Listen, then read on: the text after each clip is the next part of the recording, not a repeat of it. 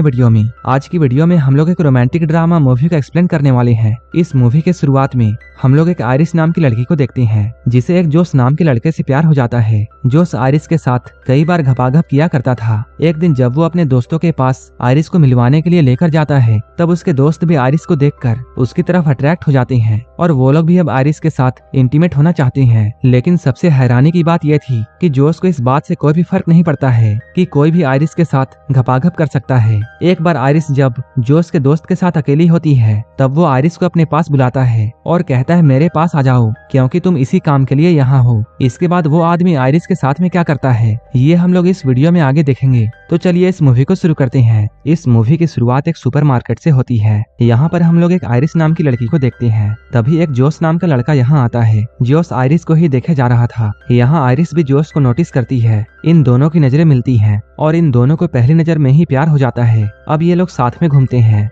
जोश आयरिस को अपने दोस्तों से मिलाने के लिए लेकर जाता है। यहाँ आयरिस उससे बोलती है तुम्हारी दोस्त कैट मुझे बिल्कुल भी पसंद नहीं करती है। जोश कहता है कैट ऐसे ही है, इसलिए तुम उसकी बातों का बुरा मत मानो। इसके बाद ये लोग अंदर जाकर कैट से मिलते हैं। यहाँ इनके दोस्त पैट्रिक और इलाई भी आए हुए थे। ये सभी लोग अभी जिस घर में थे, ये घर सरगे का है। वैसे तो सरगे कैट का बॉयफ्रेंड था, लेकिन आयरिस को देखने के बाद अब उसकी निगाहें आयरिस पर पड़ जाती हैं। आयरिस और जोश काफी लंबे सफर से आए थे, इसलिए आयरिस ऊपर जाकर शावर लेती है। इसके बाद जब ये सभी लोग बैठे हुए थे, तभी पैट्रिक अपनी और इलाई की कहानी सुनाता है कि वो लोग एक दूसरे से कैसे मिले और उन्हें भी पहली नजर में ही प्यार हो गया था। उनकी कहानी को सुनने के बाद आयरिस कहती है मेरी भी कहानी कुछ इसी तरह है। आयरिस जब अपनी बातों को बोल रही थी, तभी वो नोटिस करती है उनका कोई भी दोस्त उसकी बातों पर ध्यान नहीं दे कई सारे इल्लीगल काम भी करता है। यहाँ पर कैट आयरिस से ये कहती है सरगे के पास सब कुछ है और उसकी तो एक सुंदर बीबी भी है, मैं तो बस उसकी टाइम पास हूँ। उसका जब भी मूड बनता है वो मेरे साथ इंटीमेट होता है।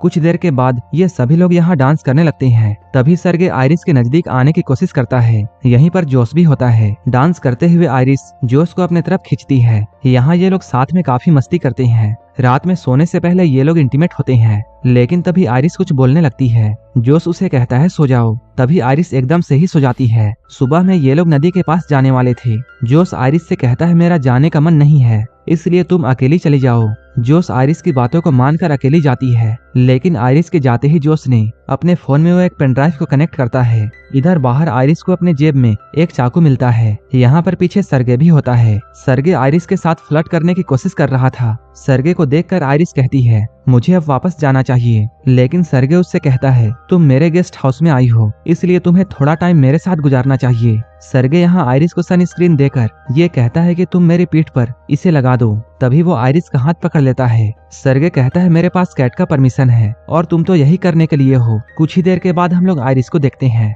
जो कि खून में पूरी तरह लथपथ थी। आयरिस कहती है मैंने उसे रोकने की कोशिश की, लेकिन वो नहीं रुका और वो मेरे साथ जबरदस्ती करने वाला था। वो मुझे गला घोंटकर मारना चाहता था, इसलिए मुझे उसे मारना पड़ा। ये सुनकर जोश आयरिस से कहता है सो जाओ। तभी आयरिस अचानक सो जाती है। यहीं पर हम लोग ये समझ पाते हैं आयरिस कोई इंसान नहीं बल्कि एक रोबोट है। अब बस में ये बातें करते हैं। हम लोग पुलिस को साफ साफ कह देंगे कि सरगे के साथ सारा कुछ इसने किया है। यहाँ पर जोश इलाई से कहता है तुम बाहर जाकर पुलिस को फोन करो और मैं आयरिस को लास्ट बार गुड बाय कहना चाहता हूँ। इसके बाद वो आयरिस को ऑन करता है। ऑन होते ही आयरिस पूछती है तुमने मुझे बांध कर क्यों रखा है और मेरे साथ ये सब क्या हो रहा है। जोश यहाँ आयरिस को सब कुछ सच बताता है। वो कहता है तुम एक रोबोट हो और मैंने तुम्हें अपने लिए खरीदा था। तुम्हारी सारी की सारी फीलिंग्स बस प्रोग्रामिंग है। यहाँ पर जोश उसे अपने फोन से कंट्रोल करके उसे बताने की कोशिश करता है कि तुम सच में एक रोबोट हो, लेकिन आयरिस वो कहती है मुझे मेरी पूरी जिंदगी याद है। जोश कहता है वो सब भी आर्टिफिशियल झूठ है और ना ही हम लोग किसी सुपरमार्केट में मिले थे, बल्कि तुम्हें तो मेरे घर में डिलीवर किया गया था। अब हम लोग उस वक्त को देखते हैं जब आयरिस जोश को दी जा रही थी। कंपनी वाले जोश से ये कहे थे कि ये रोबोट बिल्कुल सेफ है, ये कभी भी किसी इंसान या फिर किसी जानवर को हर्ट नहीं कर सकती है और ना ही ये कभी आपसे झूठ बोलेगी। यहाँ तक कि आप इसे अपने तरीके से कस्टमाइज भी कर सकते हैं। आप इसके साथ जो भी कुछ करना चाहें वो सब कुछ आप कर सकते हैं और जब भी आप इसे रिसेट करना चाहें तब इसके कान के पीछे अपना थंब स्कैन कर देना होगा। इसके बाद जोश आयरिस के सामने बैठकर उसके अंदर लव वाला फीलिंग डेवलप करने लगता है, जिससे आयरिस को ऐसा लगता है जोश उसका बॉयफ्रेंड है और अब वो जोश को अपना सब कुछ मानती है। वो उसके साथ कई बार इंटीमेट भी होता है, लेकिन अब जोश ने आयरिस को सब कुछ बता दिया था। वो कहता है तुम्हारी सारी फीलिंग्स प्रोग्रामिंग है। ये सुनकर आयरिस रोने लगती है। आयरिस कहती है मैंने मान लिया कि मैं एक रोबोट हूँ, लेकिन फिर भी मैं तुमसे प्यार करती हूँ और मैं तुम्हारे साथ रहना चाहती हूँ। लेकिन तभी वहाँ पर कैट आती है। कैट जोश से कहती है इसे बंद करो, लेकिन जोश आयरिस को बंद करने के बजाय कैट से बातें करने लगता है। कैट कहती है ये हमारा प्लान नहीं था, तुमने उसे दोबारा ऑन क्यों किया?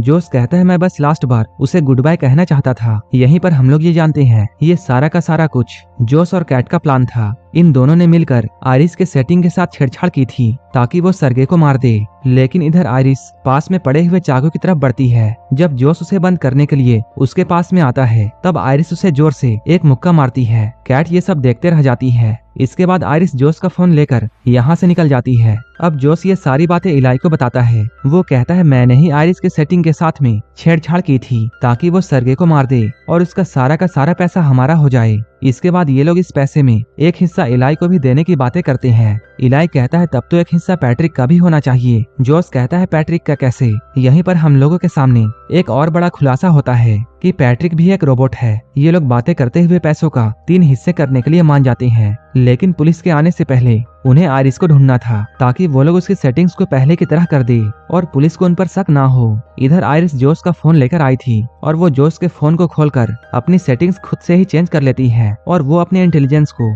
100% कर देती है। इसके बाद वो ये सोचती है कि अब वो इस जंगल से कैसे निकले।